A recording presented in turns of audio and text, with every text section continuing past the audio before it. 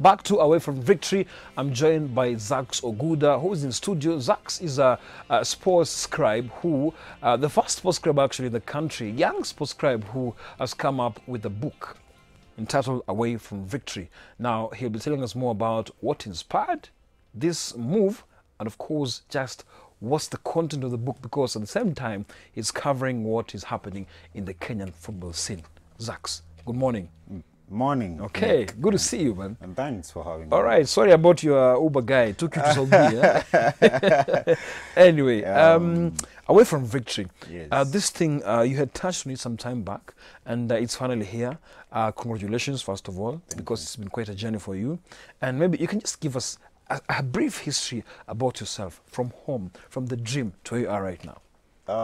It's been a long journey, and one of the reasons why I did this was to show each and every other person, not only in the sports industry, but to that person who's down there who feels like they can't achieve their dreams because of a thing or two. This was just to show every other person that in every other dream that you have, every other thing is achievable. Okay. For myself, I think my story is well documented, but just to touch on it, born and raised in Miwani, that's somewhere around Moroni, Kisumu County. That's where I spent my entire childhood, and it wasn't like, let me say, a fancy life or that sort.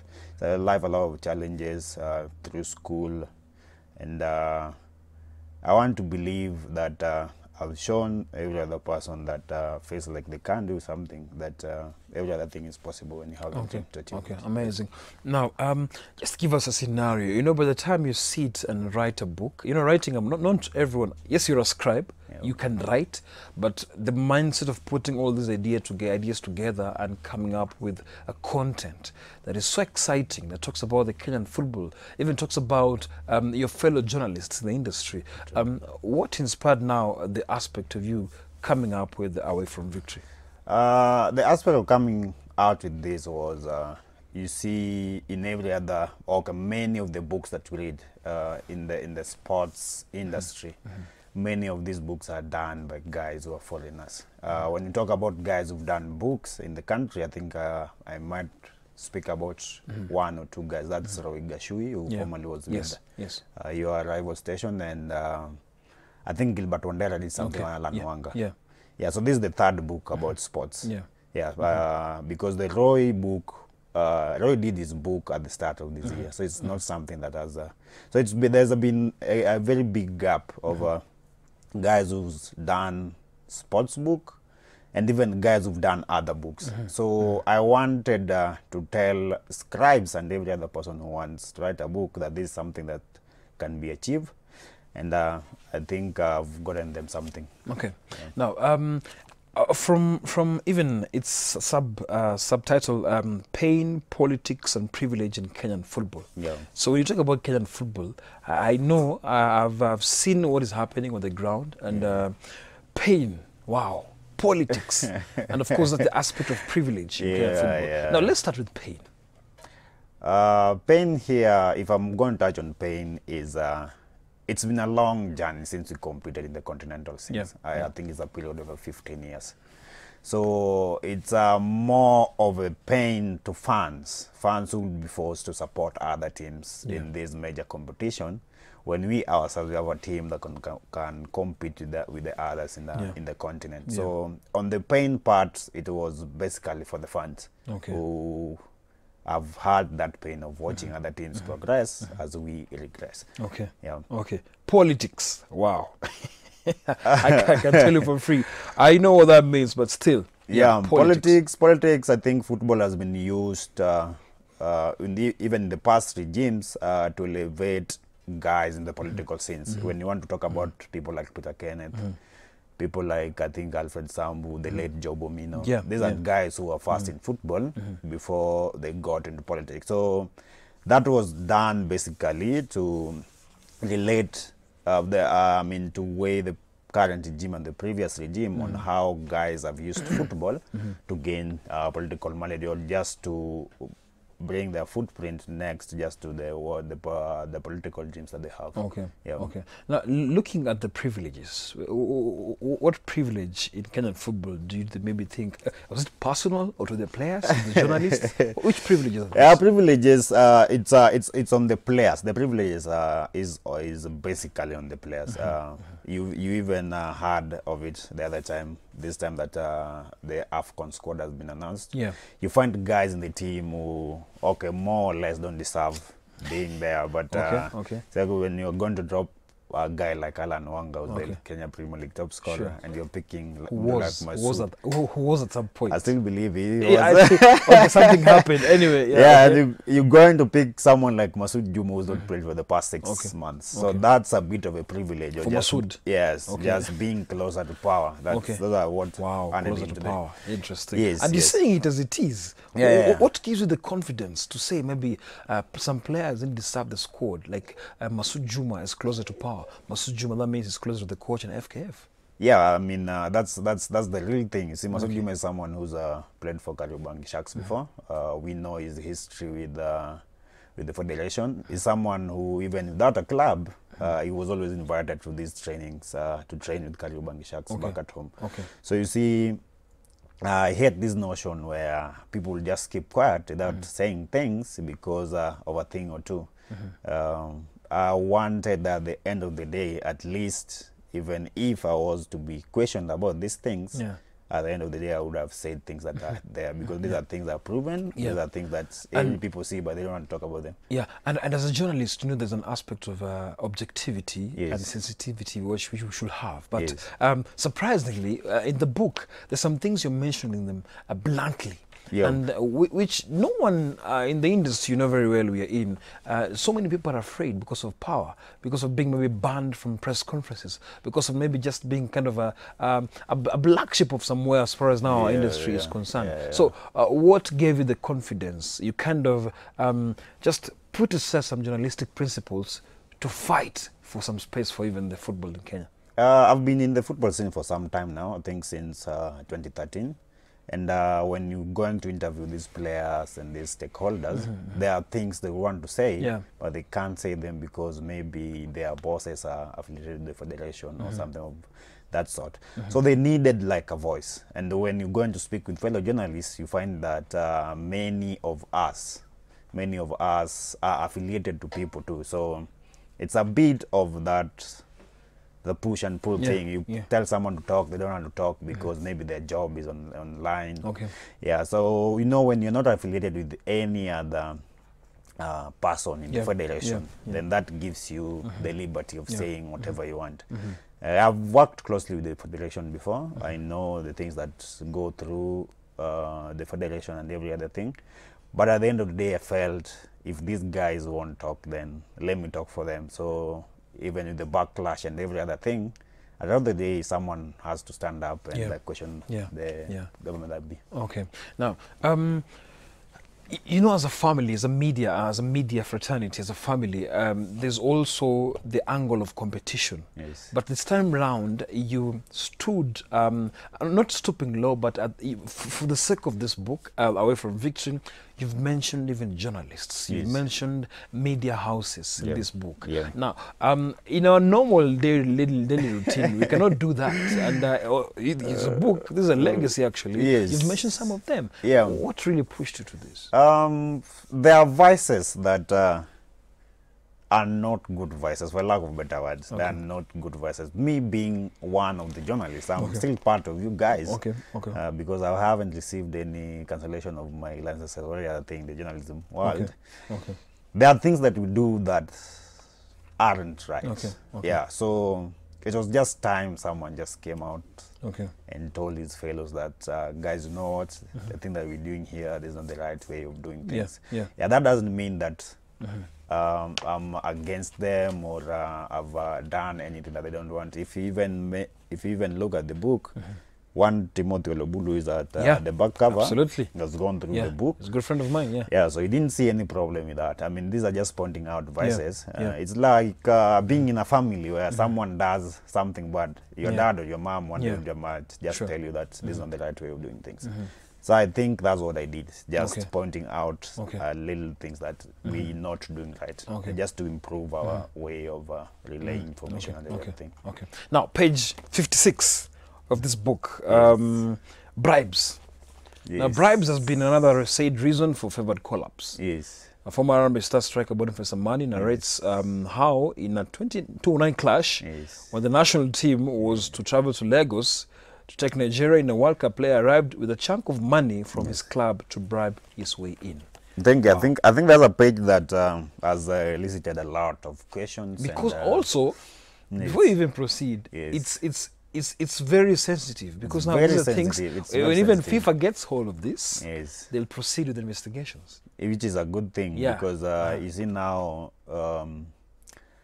when I was writing this, there are a lot of guys who said that I shouldn't mention their names, but there are a few guys who said, like, we don't fear anything. Just Ambani was one of the good guys. Just hold on right there, because we want to proceed with this. We're taking a short break. When we come back now, Zax will be telling us more about that sensitive part, because now, a sensitive part, you know very well, Kenyan footballers, some of them have been found guilty of fixing matches. But this time round, when we talk about bribes, it's a very, very serious allegation. And Zax, I believe he has evidence of what happened. And so he'll be telling us more about that. So stay tuned to Morning Live. We'll be coming back in a few.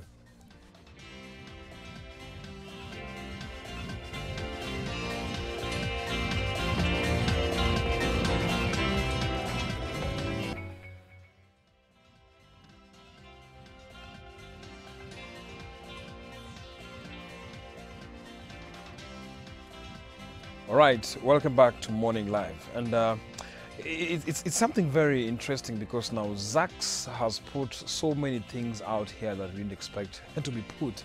And I will just read something, rewarding lieutenants, where Nick Mwendo, the current FKF president, where he said, and I quote, "I have known Stanley Okumbi for many years and is the kind of coach you look to build in future for us to achieve our goal of qualifying to the 2022 World Cup." Wow.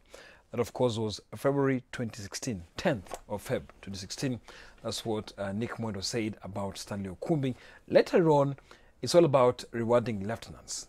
What gives you the confidence to talk about the Kenyan football president that he rewarded a lieutenant here? Okumbi is a Kariobangi guy, born and bred. There's someone who knows everything about Kariobangi. We all know who owns Kariobangi Sharks. That's the president of the Football Kenyan Federation. Okay. So when he ascended to power, I mean, this was just another reward of having one of his good boys to oversee football in the country. And you can't say Okumbi was the most competent coach we could have had at that time for the national team, that is. Because we were just releasing Bobby Williamson, who I think has had more experience than Okumbi. This is someone who had handled the Uganda national team and who won a lot of Sakapa titles today. So that's not a guy you just displaced with someone who had just been thrown from Mathare United, who would struggle the other season. And it's something that shown with time Okumbi went, because he couldn't handle the pressure that comes to the national team. Yeah, so those are the things that I've talked about there. Yes. Now, before we took a break, we were talking about bribes, where I said Ambani, and he narrated how in 2009 clash against Nigeria, a player arrived with a chunk of money from his club to bribe his way in. Now, that's so disturbing. It's disturbing, but you see now Ambani doesn't say what Mambo did with the money. That's what people don't... It was maybe it was just an assumption or something, but he says Ambani's words. So if you go through the book, he had some groin injury at that time, and Ambani had trained the entire week. In the weekly training, Mambo couldn't join the other. He had a set. He used to train alone because of the groin and every other thing. Something that happens in every other training. When you're not fit, there is just some program training for you to catch up with the rest. So Ambani felt that Mambo ought not to have made the trip to Nigeria. So Mambo bribed his way into the national team. He didn't say that Mambo bribed his way, but he felt like there was something they were not being told about Mambo's travel to Nigeria when he had a groin injury. I think the bile comes when they dropped Ambani, because Ambani felt he deserved the place in the team because he was fit and he was every other thing. Then Ambani says that even if there was this reason that Mambo was a midfielder and he was a striker, then another midfielder should have made the trip to Nigeria and not Mambo. So that's what Ambani said there. Yes. Okay. Now, looking back at the politics of football in this country, you remember when we used to have KFF? What else? Is it FKF? FKL, a lot of things. Yeah, so factions. They were just troubled, like it was bad, from the likes of Kasuve, the likes of Nyamwea. Yes. Who else? This guy from Coast. Like, Hatimi. Hatimi. Yeah. Wow, that was crazy. And it was crazy stuff. It was crazy stuff, and you ought to laud the Nick Mwendo and every other thing. I think they've put the house in order, and we are no longer in that the push and pull thing that wrangles the Kenyan football. You can see it even in the formation of the national team. Every other thing is set. Every other thing is followed the way they should be followed. And you see, these are normal things in normal federations. So you see, when they're doing these things, people think that, these guys are working. Not taking away the things they've done, but at least they've placed order that we all need in football, and you have to give it to them on that front. Now, let's talk about club licensing, because this was one of the most interesting transitions in the world of football. And I'll read something here. All KPL and National Super League sides, NSL, are required to comply with the FIFA club licensing rules, and that's for the Football Club Federation in 2016. Now, that is very crazy, because people thought it's a bit kind of some jokes, and we're seeing good things happening in Kenyan football. However much there are no sponsors, no broadcasting rights, there's nothing, even TV doing giving money to the players, but look at how the progress has been. Club license is a good thing. I've sat with the people of the federation and the process. They explained the process so well. It's something that works with the leagues that want to work well. But the club licensing thing, if I want to be clear, was basically talking about Moroni Youth, which I'm a fan. It's hard to give them a chapter. I know it's from your village. And Thika United. Right now, the United has been relegated from NSL. So it means the club licensing had affected them that much. You see, when that thing came, the two teams felt like they were being targeted. Like the owner of Moroni, Mr. Adagala, thought that the club licensing thing was from the federation to settle scores with him. Actually mentions one Robert Mudomi as one guy who doesn't like him in the football scene. So I don't think it was a bad thing, but again, I think the way they did the entire thing was not trustworthy. You see, when you are going to tell us that Gor Mahia has passed a club licensing with the requirements that's required, and Moroni has not passed this thing, then you're not being real, because if you go through that book, you'll find that there are a lot of Gor Mahia players who don't even have bank accounts. They're given money, like the cash thing. They carry money in bags. Yes, like Kamjengo. Yes, so and that's a requirement in club licensing that every other player must have an account and everything. So if these guys passed these criteria without being gotten out of the league, then you have to ask yourself. That's when now you might want to agree with the Dagala that club licensing was something that targeted particular clubs. If you're going to do something, then you see, when someone like Toto from Kakamega Homeboys was a club licensing, this is someone who's had a lot of push and pull with the players. I mean, there's no reason why Adagala and the Thika United guy could have missed this. Even the Sofapaka had a problem at that time, but I think they sorted themselves out. So it's a good thing. I'll encourage clubs to go through them, because it professionalizes our league. But again, the guys who are tasked with overseeing the entire process should do what is required. You don't just give certificates because this is Gor Mahia, this is FC Leopards. I mean, that doesn't happen. So A lot needs to be done for us to realize every other thing that Club Licensing came to achieve. Okay. Yeah. Wow. Now, coming back to the National Super League, there's a second-tier league in this country. Yes. It's been so competitive, like what you saw Zito do over the weekend. Yes. They qualified to the KPL. Yes. Now, away from this book briefly, Yeah. what do you take over a team like Kisumu All-Stars? Kisumu All-Stars, I think it's a matter of fortune and luck. Wow. Yes. No. Fortune and luck. Luck, fortune here being, you see Kisumu All-Stars bought a slot from Palos when Palos was relegated because of their financial things. Then I think they just clicked. There were a set of players who played for a very long time together. Yeah. I think there's some Palos players over there. Yes, there are a lot of Palos players at Kisumu All-Stars. That's how they clicked, and I think they took the league with a storm. I just hope that, you see, Kisumu region has a lot of politics. Yeah.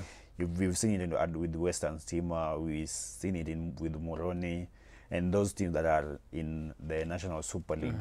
I just hope they leave a bit of politics out of football, and they should do what is required of them in the league. If they don't do that, they might just go back straight. Wow. Okay, now let's focus on something, because when you talk about the two big teams in this country, FC Leopards and Gor Mahia, Ambrose Ochiri, and I quote him in the book, you said, I'm very happy, I quote him actually, I'm very happy to have managed Gor Mahia, and it's during my tenure that we awarded the Dying Green Army with the trophy after 18 years, and not forgetting we have signed the best players in the region. Now, Ambrose Ochiri has hung his boots from Gor Mahia. And so leadership in these two teams. I was seeing also the other day FC Leopards legends, or maybe former players came in, not legends, former players actually came in to just to push an agenda of some sanity in the clubs. These two clubs, there's so much politics. Yes.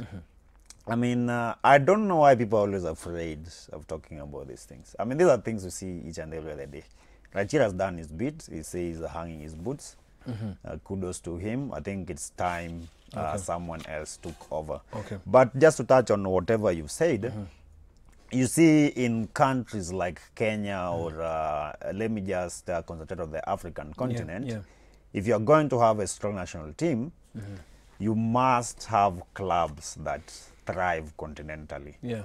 Like right now, Gor Mahia is producing a lot of players with the national team because of their performance continentally. If you're not going to participate in these continental competitions, that will mean your local best players. You see, for us, we still depend on these local players, not that much, but a bit, one or two guys. So if you're going to have guys at the national team from your local league, they have to be guys who understand the continental scene very, very well. That's why you see FC Leopards hasn't gotten anyone in the national team. That's why you see all these teams are struggling to get players to the national setup. So if we are going to have FC Leopards and Gor Mahia in order, that's having the right people to lead these teams, then it even helps the national team. You've seen it with Kariobangi Sharks. I think they're doing well with the management and every other thing. The other time they represented us in the CAF confederations. And you can't fault some players who are in the team, though others are questionable, but there are people who deserve to be in the team. I'm one guy who will tell you that so-and-so from Kariobangi Sharks deserves a place in the team. So-and-so from Bandari doesn't deserve a place in the team. It's not a matter of being against the federation or something like that. That maybe people have not seen in the book. You see, in the book, people are too much concentrated with the Nick Mwendo thing and the Robert Mambo thing, when a lot of things have been said. Even the clubs themselves, even the fans themselves, the way they behave is in this book. So there's a lot in here. All right. So, Zax, before we wind up, when you talk about bold journalism, you've mentioned Timothy Olibolu, who is also a journalist, doing well. You've mentioned Sami Pamzo Omolo, a KCBFC coach. And, you know, when a budding writer or an author comes, there's so many challenges publishing. How did you do it before you wind up? A lot. I mean, there's a lot. You have to sacrifice a lot to get this, because you see, when you're going to speak about people in a way that they don't want you to speak about them. Because the book is basically just trying to put it in the open, Yes. bluntly. Yes, Actually, yes. what people are afraid of saying. Yes. That's what's here. Yeah. So it's a bit tricky, and you have to fund this alone because not so many people want Yeah, to be yeah, to associated, be associated with the sport. Yeah, because when you're going to hit the federation, Yeah. and the federation knows that this book was funded by Nick Mudimba, Yeah, yeah. I'll assure you that you won't see them in this show. Absolutely, absolutely. Yeah, so I had to do this alone first, which was hectic. You have to part away with so many things, time first, a lot of resources to get this. Okay. Then with all that comes with it, the editors, because you see when you're going to write a book, you need editors, people like that. Sure, sure. So it's a lot that's lost. But Okay. I don't regret any other thing that I did here. Right. It was some money well spent for me. All right. Okay. How much and where can you get them? That's 1,000 shillings, 1,000 Kenyan shillings. Kenyan shillings. where specifically can you get this? Right now, I have, when you look at my timeline, I have guys who deliver these books everywhere around the country. Okay. But for the bookshop, there's a bookshop, there's an online bookshop. You see, every other thing right now is mostly online. Okay. So there's an online bookshop. So you can called get them. the But still, you can Narok follow on Book social Club. media, Zach Soguda. Zach Soguda, Thank you so Facebook, much. Zach Soguda, Okay. Twitter, Zach Soguda, Instagram. Thank you so much, Zach, for coming. All the best. Congrats once again. Thank you. This is a blunt piece of book, and I think, wow, the confidence you had, it's amazing. Okay, we'll take a short break. When we come back now, we'll be talking about vlogging. You know, at the end of the day, the principles to be a vlogger. There's a very interesting guest coming up next. So stay tuned to Morning Live.